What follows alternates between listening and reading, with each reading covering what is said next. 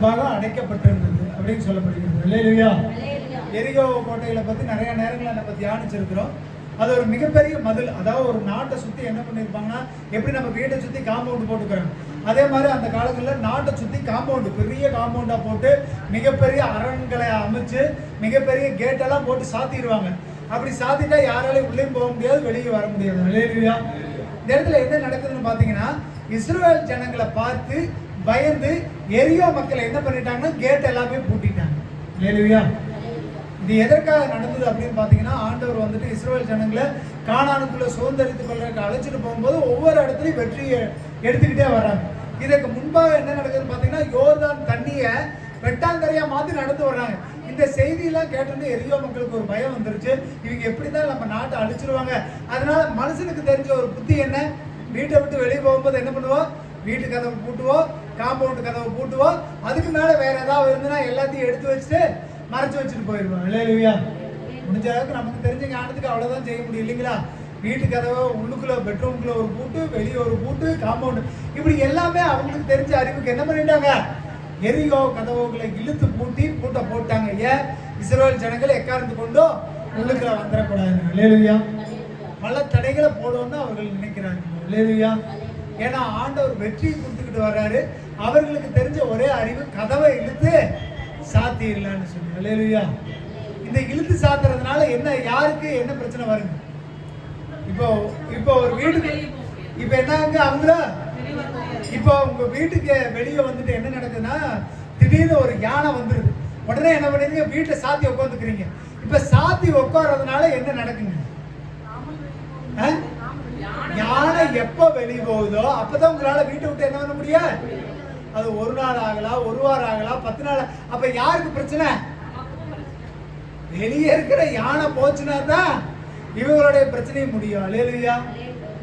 அப்ப உள்ள இருக்கிறவங்களுக்கு பிரச்சனை தான். நிறைய நேரங்கள் நம்ம என்ன நினைச்சுக்கிறோம் தெரியுங்களா, வெளியே போராட்டம் இருக்குதுப்பா, வெளியே பிரச்சனை இருக்குதுப்பா, நம்ம அப்படியே அமைதியா வீட்டுக்குள்ளேயே உட்காந்துக்கிட்டா, வெளியே எங்கேயாம போகாம உட்காந்துட்டா, அந்த சோர்வுலயே உட்காந்துக்கிட்டோம்னா நமக்கு ஒண்ணும் நினைக்கிறீங்க.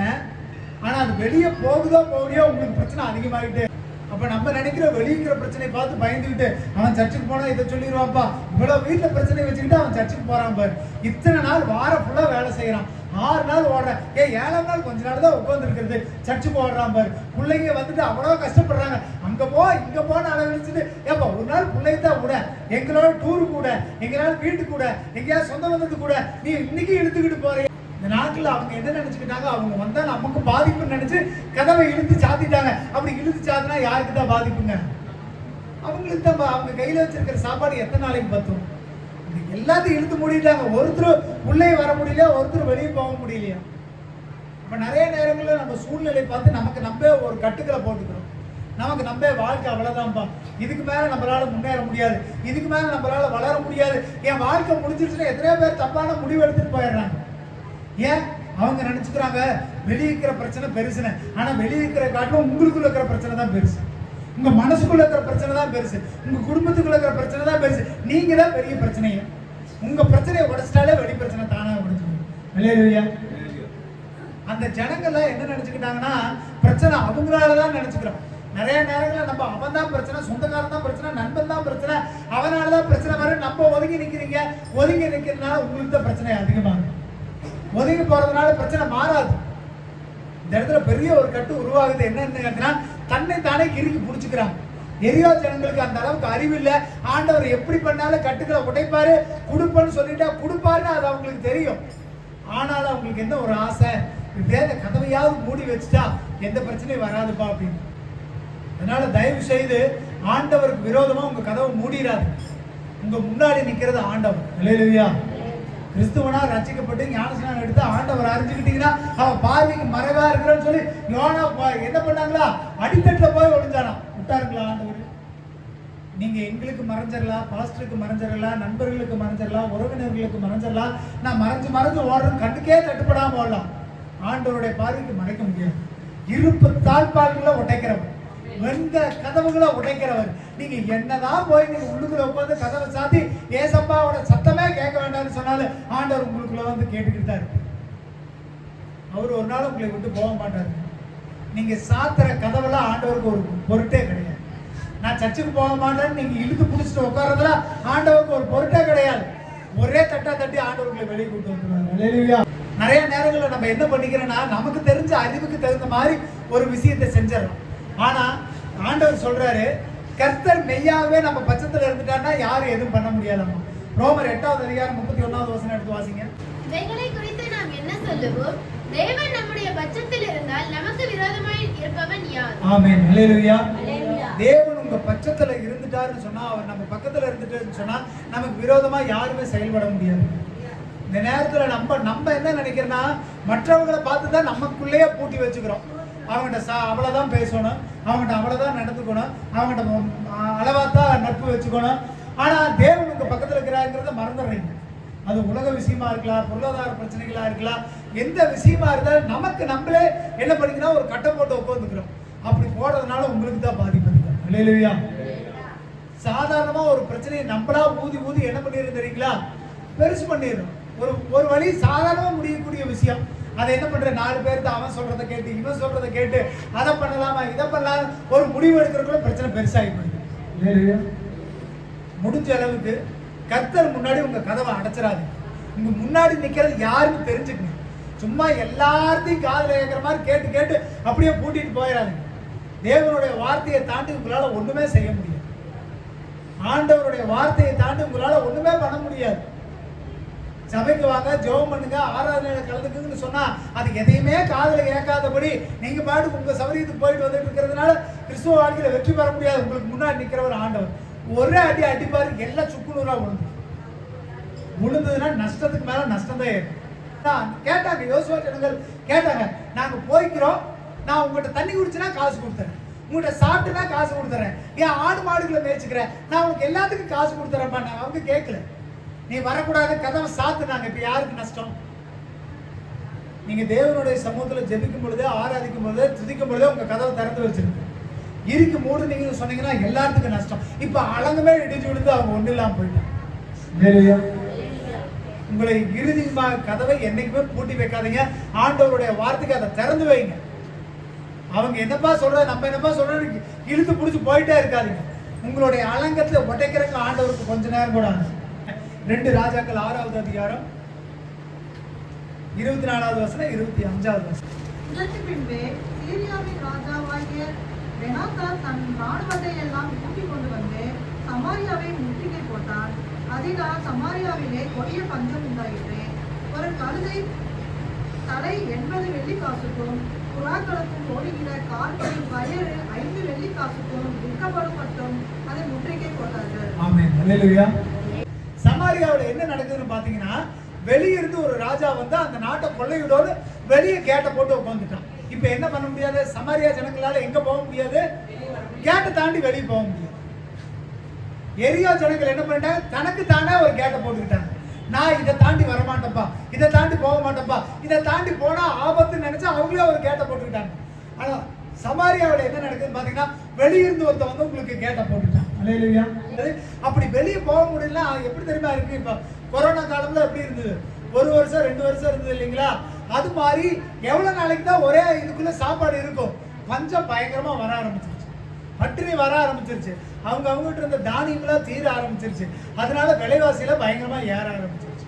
அவங்களால ஒண்ணுமே சமாளிக்க முடியல. கீழே 26வது வசனத்துல இருந்து 29வது வசனம் வரைக்கும் வாசிங்கன்னா தெரியும். அந்த நாட்டுல பெரிய பஞ்சம் கொடிதாயி அவங்க என்ன பண்ணிட்டாங்க, குழந்தைங்களே ஆக்கி திங்கிற நிலைமைக்கு வந்துட்டாங்க. ஒருத்தி ராஜாட்ட போய் சொல்றாப்புல, ராஜா அலங்கத்துல நடந்து வராரு, ராஜாட்ட போய் அழுகுறாங்க, ராஜா எங்களுக்கு நீதி செய்யுங்கன்னு. ஏப்பா ஆண்டவர் உனக்கு கொடுக்கலாம், நான் எப்படி நீதி செய்ய முடியுங்க? அப்ப அந்த ஒரு ஸ்திரீ சொல்றாப்புல, இன்னைக்கு இவ சொன்னா, இன்னைக்கு உன் குழந்தைய கூட ஆக்கி திங்கிறா, நாளைக்கு ஏன் குழந்தைய தரேன்னு சொன்னா, இன்னைக்கு அவ குழந்தைய மறைச்சு வச்சுக்கிட்டா அப்படின்னு சொன்னா. அப்ப பஞ்சம் எவ்வளவு கொடிதுன்னு பாருங்க. அப்படி அவ்வளவு பெரிய பஞ்சம் இருந்ததுன்னு சொன்னா தேசத்துல எப்படி வாழ முடியும்? நிறைய நேரங்கள்ல நீங்க எதிர்பார்க்கிறவர்கள், நீங்க நம்புறவங்க உங்களுக்கு எதிராக கதவை அடைச்சிருவாங்க. நிறைய நேரங்களில் அவங்ககிட்ட இருந்து நமக்கு நன்மை வரும்னு நினைப்போம், அவங்க அடைச்சிருவாங்க. உங்க நிலைமை படு மோசமா மாறி போகும். யாரை நம்பினா? நீங்க மனுஷனை நம்பினீங்கன்னு சொன்னீங்கன்னா ஒண்ணும் இல்லாம நீங்க ரொம்ப கஷ்டப்படுவீங்க. மனுஷனை நம்பக்கூடாது. இந்த இடங்களை பாத்தீங்கன்னா பயங்கரமான பஞ்ச சமாரியாகும். ரொம்ப கொடுமையான பஞ்சம் வந்துருச்சு, அவங்களால மீளவே முடியல. ஆனாலும் அந்த நாட்கள்ல தீர்க்கதரிசிகள் இருந்தாங்க. 7வது அதிகாரத்தை எடுத்து வாசிங்க, 1வது வசனம் 2வது வசனம். அப்பொழுது எலிசா கர்த்தருடைய வார்த்தையை கேளுங்கள், நாளை நேரத்தில் சமாரியாவின் வாசலிலே ஒரு மரக்கால் கோதுமை ஒரு சேக்கலுக்கும் 2 மரக்கால் கோதுமை ஒரு சேக்கலுக்கும் விற்கப்படும் என்று கர்த்தர் சொல்கிறார் என்றான். அப்பொழுது ராஜாவுக்கு கையிலாவது கொடுக்கிற பிரதானி ஒருவன் தேவனுடைய மனுஷனுக்கு பிரதியுத்தரமாக, இதோ கர்த்தர் வானத்திலே மதில்களை உண்டாக்கினாலும் இப்படி நடக்குமா என்றான். அதற்கு அவன், உன்னுடைய கண்களினாலே அதை காண்பாய், ஆனாலும் அதிலே சாப்பிட மாட்டாய் என்றான். ஆமென். அல்லேலூயா. இப்ப 2 விதமான விஷயத்தை நீங்க புரிஞ்சுக்கணும். எரிகோ உள்ள அடைக்கப்பட்டிருக்கு, சமாரியா வெளியே அடைக்கப்பட்டிருக்கு. நீங்க ஒருவேளை ஆண்டவருக்கு விரோதமா உங்க மனசை அடைச்சிட்டீங்கனாலும் பிரச்சனை இல்ல. உலகத்தான் சொல்றான், உலகத்தான் போறான், அவன் பாதையில ஓடிக்கிட்டு நீங்க கிறிஸ்துவ வாழ்க்கைக்குள்ள உள்ள வராம விட்டீங்கனாலும் உங்களுக்கு பிரச்சனை. அல்லேலூயா. நான் எந்த விஷயத்தையுமே செய்ய மாட்டேன்ப்பா, எதுக்கு நான் போக மாட்டேன்ப்பா, ஆண்டவருடைய சமூகத்தை காட்டில எனக்கு உலகம் தான் பெருசு, வேலை தான் பெருசு, சொந்த பந்தம் தான் பெருசு, குடும்பம் தான் பெருசுன்னு நீங்க வந்துட்டு ஒரு வேலை நினைச்சீங்கன்னா அதுவே உங்களுக்கு பெரிய கட்டா விழுந்துடும், அதுவே பெரிய கேட்டா உங்களுக்கு விழுந்துடும். உங்களுடைய ஆசீர்வாதத்தை ஒண்ணுமே உங்களால அனுபவிக்க முடியாத அது மிகப்பெரிய தடையாய் மாறிடும். அல்லேலூயா. இந்த இடத்துல சொல்றாரு, அடுத்த நாள் சொல்றாங்க, எலிசா தீர்க்கதரிசி சொல்றாரு 7வது அதிகாரம் 1வது வசனம் 2வது வசனமும், நாளைக்கு இந்நேரம் உன் பிரச்சனை மாறு அப்படிங்கிற. ஆனாலும் ஒருத்தனுக்கு நம்பிக்கை இல்லை. அது எப்படி ஆண்டவர் வானத்தை கதவை திறந்து கொட்டினாலும் முடியுமா? ஏன்னா பஞ்சம் இவ்வளவு பெருசா போயிட்டு இருக்குது, எப்படி முடியும்னு கேட்கிறாரு. அப்ப எலிசா சொல்றாரு, நீ வந்துட்டு என்ன பண்ண, நீ இதை கேட்டு நம்பாதனால நீ கண்களை பார்ப்ப, ஆனா அதை அனுபவிக்க மாட்டேன் அப்படின்னு. இல்லையா? நிறைய நேரங்களில் நம்ம என்ன பண்றோம்னா மற்றவங்களால ஏற்படுகிற பிரச்சனையை நம்ம துவண்டு விழுந்துறோம். ஆனாலும் முன்னாடி சொன்னது போல கர்த்தர் நம்ம பட்சத்துல இருக்கும் பொழுது நமக்கு எந்த தீமையுமே வராது. அல்லேலூயா. ஒருவேளை உள்ளுக்குள்ள அடைக்கப்பட்டிருந்தாலும் சரி, வெளியே அடைக்கப்பட்டிருந்தாலும் சரி, உங்க பக்கத்துல உங்க பட்சத்துல யார் இருக்கிறாரு? கர்த்தர் இருக்கிறார். அல்லேலூயா. அதுக்கப்புறம் கீழே அதிகாரத்துல நீங்க வாசிங்கன்னா தெரியும், தொடர்ந்து 3வது வசனத்துல இருந்து 10வது வசனம் வரைக்கும் என்ன நடக்குதுன்னு பாத்தீங்கன்னா, அங்க ஒரு 4 குஷ்டரோகி இருக்கிறாங்க. அவங்களுக்கு சாப்பிட்றதுக்கு ஒண்ணு இல்லை. அவங்க என்ன பண்றாங்க, நம்ம தேசத்துக்குள்ளேயும் போக முடியாது. இப்ப என்ன பண்ணலாம், அவங்க பாளையத்துக்கு போவோம். அங்க போய் பார்த்து நம்ம உள்ள இருந்தாலும் சாகத்தான் போறோம், வெளியே இருந்தாலும் சாகத்தான் போறோம், அதனால நம்ம வெளியே போலான்னு போய் பார்த்தா 6வது வசனம் 7வது வசனம், ஆண்டவர் சீரியாவின் ராணுவத்திற்கு ரதங்களின் இறைச்சலையும் குதிரைகளின் இறைச்சலையும் மகா ராணுவத்தின் இறைச்சலையும் கேட்க பண்ணிட்டதனால் அவர்கள் ஒருவரை ஒருவர் நோக்கி, இதோ நம்மிடத்தில் போருக்கு வர இஸ்ரவேலின் ராஜா ஏத்தியரின் ராஜாக்களையும் எகிப்தியரின் ராஜாக்களையும் நமக்கு விரோதமாக கூலி கொட்டினான் என்று சொல்லி வீட்டோட எழுந்திருந்து ஓடிப்போய் தங்கள் கூடாரங்களையும் தங்கள் குதிரைகளையும் தங்கள் கழுதைகளையும் தங்கள் பாளையத்தையும் அவைகள் இருந்த பிரகாரமாக விட்டு தங்கள் பிராணன் மாத்திரம் தப்புபடி ஓடி போனார்கள். ஆமென். அல்லேலூயா. இந்த இடத்துல ஆண்டவர் என்ன பண்றாருன்னு பாத்தீங்கன்னா, சீரிய ராஜா வெளியே கொத்தளம் போட்டு உட்கார்ந்து இருக்கிறார். உள்ள இருக்கிற சமாரியாவில அவங்களுக்கு தெரியாது ராஜா போயிட்டாரா போகலையான்னு. இப்ப ஆண்டவர் என்ன பண்றாருன்னா ஒரு இறைச்சல் சத்தத்தை அனுப்பிச்சு அவங்க எல்லாமே பயந்து ஓடிட்டாங்க. ஆனா உள்ள இருக்கிற யாருக்குமே தெரியாது, யாருக்குமே தெரியாது. ஏன்னா அவங்க கேட்ட விட்டு தான் வெளியே வரலையே. இப்ப என்ன நடக்குதுன்னா 4 குஷ்டரோகிகள் போய் பார்த்துட்டு வந்து தங்கம் பொண்ணு வெள்ளி சாப்பாடு எல்லாம் எடுத்துட்டு ஒரு குஷ்டரோகி சொல்றான், நம்ம இப்படி பண்றது நல்லதில்லை, ஏன்னா அவங்க எல்லாம் சாப்பிடாம கிடக்குறாங்க, எல்லாம் பிரச்சனையாக்குறாங்க, நம்ம போய் ராஜா கிட்ட சொல்லலான்னு ஓடி போனவங்க தட்டு முட்டு ஜாமான் துணி மணி எல்லாத்தையும் விட்டுட்டு போனாங்க. அல்லேலூயா. ஆண்டவர் உங்க வாழ்க்கையில அற்புதத்தை செய்யணும்னு நினைச்சிட்டாருன்னா, கர்த்தர் உங்க பக்கத்துல இருக்கிறான்னு சொன்னா உங்களுக்கு ஒரு வழியா புறப்பட்டு வருகிறவர்கள் உபாகமம் 28:7 சொல்லப்படுகிறது என்னங்க? அல்லேலூயா. நீங்க அப்படி நினைக்காதீங்க, உங்க பக்கத்துல ஆண்டவர் இருக்கிறார். ஒருவேளை உள்ள மூடுனாலும் சரி, ஒருவேளை வெளியே மூடுனாலும் சரி, உங்க நன்மையை யாரும் உங்கள்கிட்ட இருந்து திருடவே முடியாது. கரங்களை தட்டி தேவனுடைய நாமத்தை மகிமைப்படுத்துங்க. உங்களுக்கு ஆசீர்வாதம் தடதாங்க, பிரச்சனை தாங்க. ஒரு சில நேரம் நம்மளே இறுக்கி பிடிச்சி வச்சுக்கிறோம். நமக்கு வாழ்க்கையில் இதுக்கு மேல எதுவுமே நடக்காதுடா, இவ்வளவுதான்டா வாழ்க்கையை நினைச்சுக்கிறான். ஆனா ஆண்டவர் உங்க பக்கத்துல இருந்துட்டாருன்னு சொன்னா அது எப்பேற்பட்ட மதில்களா இருந்தால் ஒரு நிமிஷத்துல இடிச்சு கீழே விட பண்ணுவார். அல்லேலூயா. ஒருவேளை அது எவ்வளவு பெரிய ராஜா உங்களுக்கு எதிராக வந்துட்டு கொத்தம் போட்டிருந்தாலும் சரி, யார் உங்களை அழிக்கணும்னு சதி பண்ணாலும் சரி, யார் உங்களுக்கு விரோதமா இருந்தாலும் சரி, பக்கத்து வீட்டுக்காரனா இருக்கலாம், எதிர் வீட்டுக்காரனா இருக்கலாம், சொந்த பந்தவனா இருக்கலாம், கூட இருந்து புலி வரைக்கிறவனா இருந்தாலும், இந்த பழமொழி கிறிஸ்தவர்களுக்கு எல்லாம் செல்லாது. தைரியமா இருங்க, ஆமென் சொல்லி ஆண்டவருடைய நாமத்தை சொல்லுங்கள். அல்லேலூயா. யாரா இருந்தாலும் சரி உங்க பட்சத்தில் அவர்கள் வருவார்கள். அல்லேலூயா. தேவன் உங்களை அப்படி ஒரு நாள் விட்டுற மாட்டாருங்க. எத்தனை கதவுகள் மூடப்பட்டாலும் சரி, ஆண்டவர் ஒரு வழி மூடுனா என்ன பண்ணுவாருங்க, இன்னொரு வழியும் திறக்க பண்ண ஆண்டவர் வல்லவராக இருக்கிறார். அல்லேலூயா. இந்த இடத்துல கடுமையான பஞ்சம் ஏற்பட்டது, கடுமையான பிரச்சனை ஏற்பட்டுச்சு. எரிகோவுல உள்ள சாத்துறாங்க, சமாரியாவுல வெளியே சாத்துறாங்க. ஆனா 2 இடத்துல ஆண்டவர் அற்புதத்தை செய்தாரா இல்லைங்களா? ஏன்னா கர்த்தர் பட்சத்தில் இருக்கிறார். அல்லேலூயா. இந்த நன்மைகள் யாரால எப்படி கொடுக்க முடியும்னா, பரத்துல இருந்து அனுப்பாவிட்டால் ஒருத்தரும் ஒரு காலம் நன்மையே யாக்கோபு 1வது அதிகாரம் 17வது வசனம் எடுத்து வாசிங்க. எந்த ஈவும் பூரணமான எந்த வரமும் பரத்திலிருந்து உண்டாகி ஜோதிகளின் பிதாவினிடத்திலிருந்து இறங்கி வருகிறது. அவரிடத்தில் யாதொரு மாறுதலும் யாதொரு வேற்றுமை நிழலும் இல்லை. ஆமென். அல்லேலூயா. நன்மையான எந்த ஈவும் பூரணமான எந்த வரமும் பூரணமான எந்த வரமும் பரத்திலிருந்து உண்டாகி பரத்திலிருந்து வருகிறது. அல்லேலூயா. எங்க இருந்து வருதுங்க? பரத்திலிருந்து. பக்கத்து வீட்டுக்காரன் எந்த காலத்திலையும் கொடுக்க மாட்டான். பெத்த பையன் எந்த காலத்திலையும் கொடுக்க மாட்டான். உங்களுடைய உற்றா உறவினர்கள் எந்த காலத்திலையும் கொடுக்க மாட்டான்.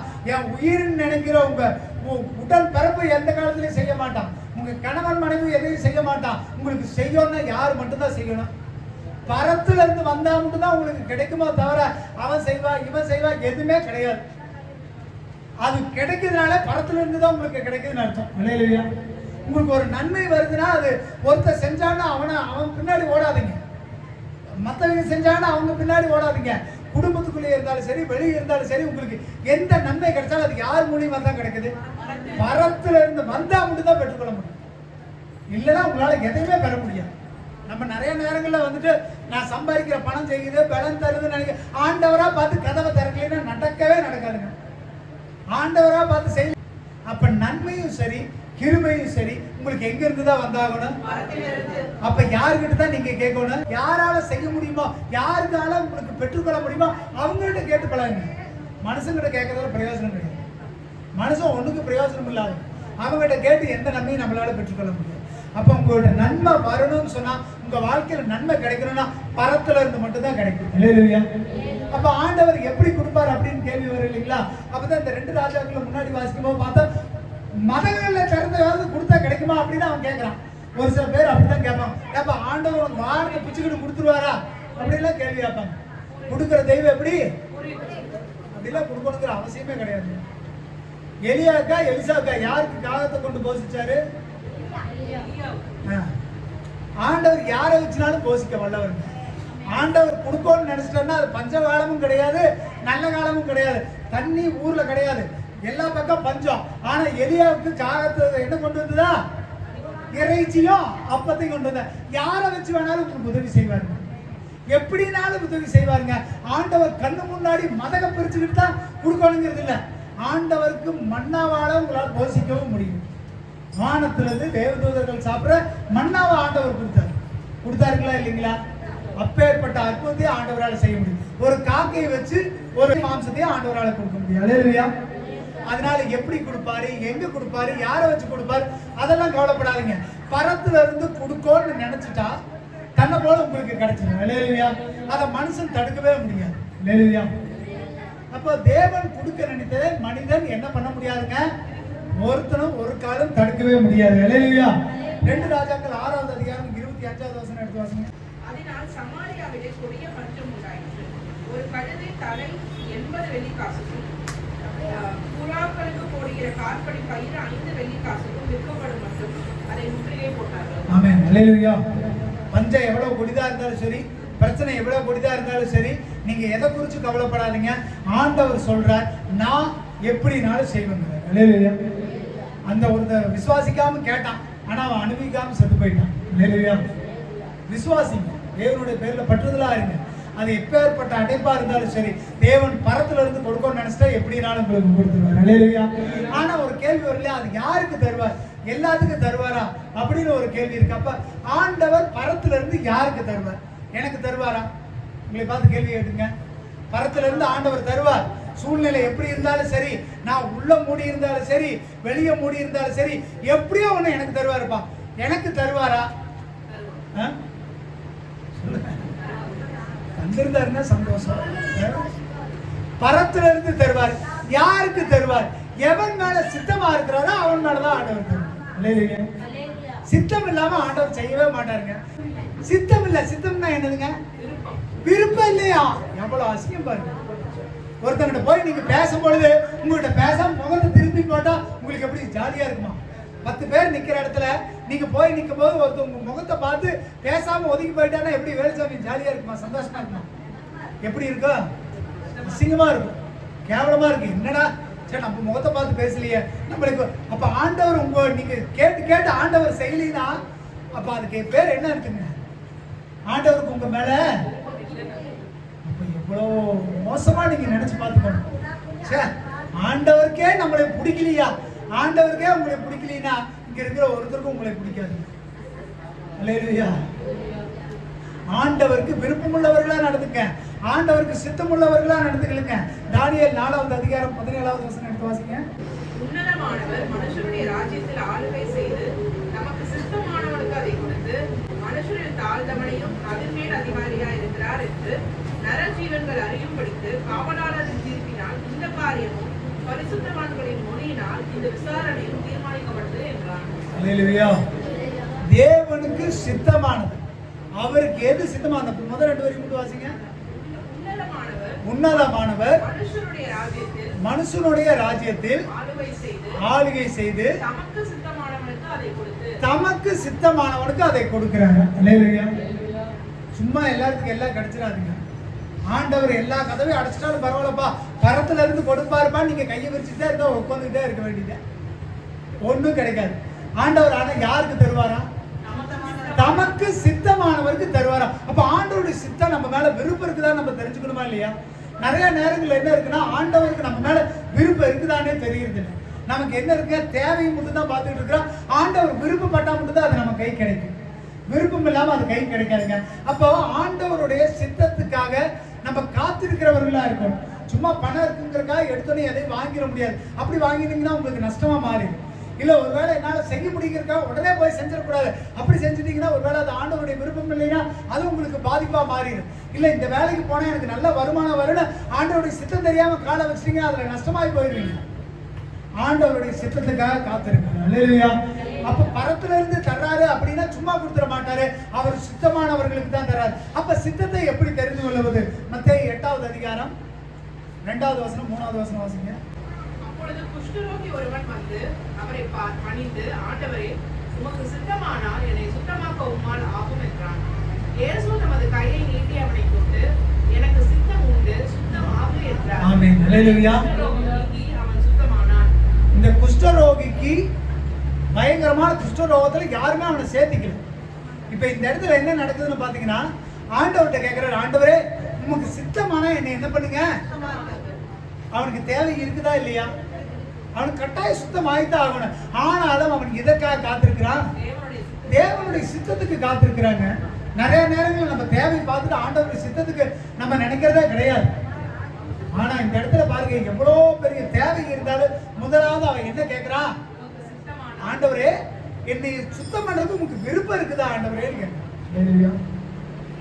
நீங்க முதல்ல ஆண்டவருடைய விருப்பத்தை கேளுங்க.